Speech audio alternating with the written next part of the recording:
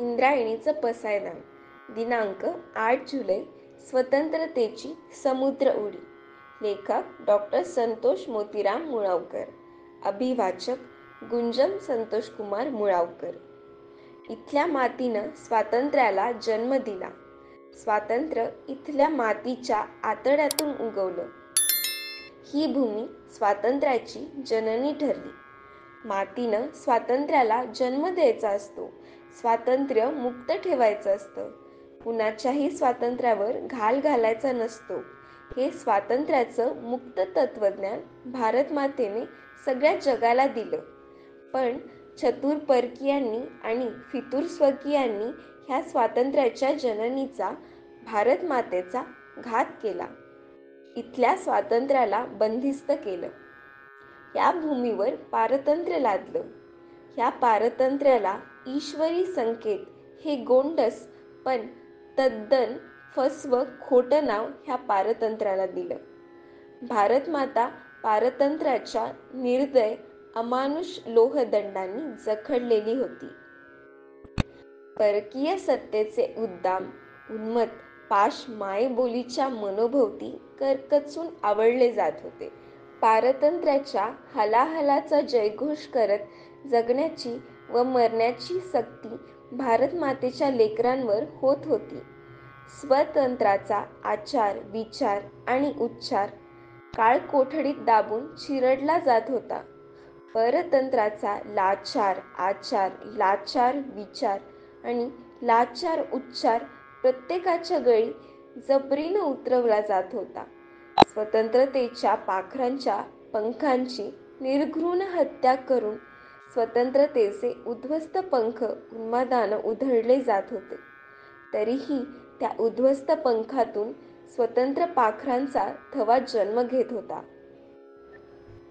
मायभूमीचे क्रांतिपुत्र पारतंत्र्याला पुरून उरत होते.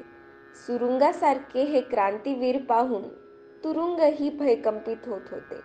क्रांतिवीरांच्या तळपत्या तेजानं फाशीच्या दोरखंडालाही थरकाप सुटत होता. इसवी सन 1910चा हा काळ होता. स्वातंत्र्यवीर सावरकर त्यावेळी लंडनमध्ये शिकत होते. हिंदुस्थानातल्या तेजस्वी क्रांतीचा दिव्य स्रोत स्वातंत्र्यवीर सावरकर असावेत असा ब्रिटिशांचा बहीम होता. ब्रिटिशांनी सावरकरांना लंडनमध्ये अटक केली. त्यांना मोरिया बोटीनं भारतात आणायचे ठरवले. बोट सागरी मार्ग आक्रमू लागली.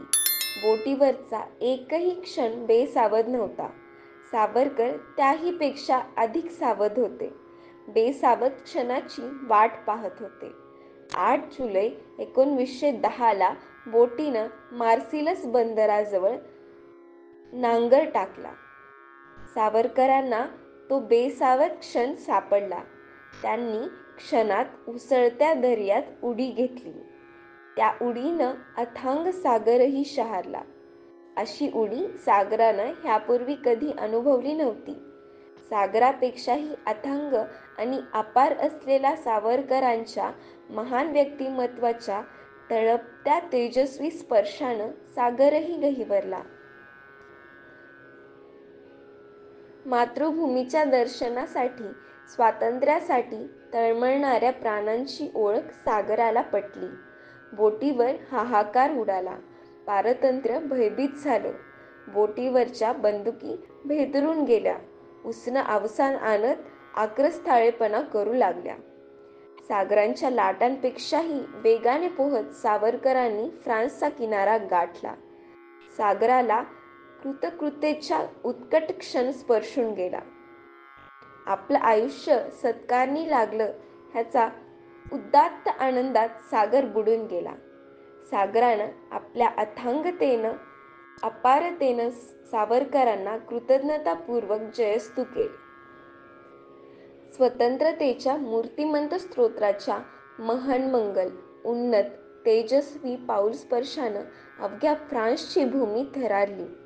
सगळ्या जगातलं शौर्य धैर्य स्वातंत्र्यवीर सावरकरांच्या दर्शनानं कृतार्थ झालं. सावरकरांचं ते दर्शन अतुलनीय होतं, तेजस्वी होतं, उत्कट होतं. पण फ्रान्सच्या सैनिकांना ते कळालंच नाही. त्यांनी स्वातंत्र्यवीर सावरकरांना पकडून इंग्रजांच्या ताब्यात दिलं. भारतमातेच्या डोळ्यांतून अश्रू गळत होते. ब्रिटिशांच्या काळजात भीतीने धडकी भरली होती.